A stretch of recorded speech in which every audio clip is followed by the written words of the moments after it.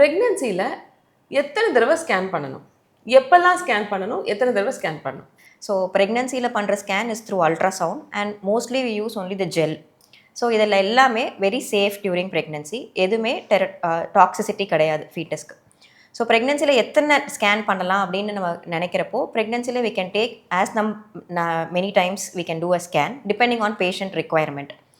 So first basic requirement ஸ்கேனில் என்ன இருக்குன்னா, ஃபஸ்ட்டு ஒரு ப்ரெக்னன்சி கன்ஃபர்மேஷன் ஸ்கேன். அதுக்கப்புறம் நம்ம சொல்கிறது first trimester scan or we call it as NT scan, அந்த ஸ்கேன் பண்ணுறோம்.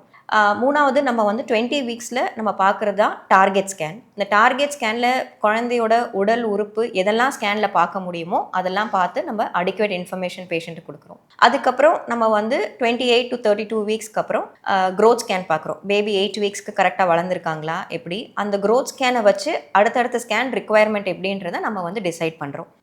So well set. ஸோ ப்ரெக்னென்சியில் ஸ்கேன்ஸ் பார்த்தீங்கன்னா மேஜராக 4 டைப்ஸ். ஒன்று வயபிலிட்டி ஸ்கேன், ஃபஸ்ட்டு 3 மாதத்தில் பேபி எப்படி இருக்குன்னு பார்க்குறது.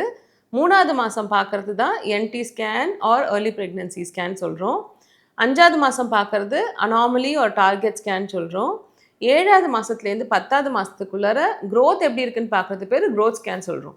ஸோ இந்த 4 ஸ்கேன்ஸ் ப்ரெக்னென்சியில் ரொம்பவே இம்பார்ட்டண்ட். தேங்க்யூ.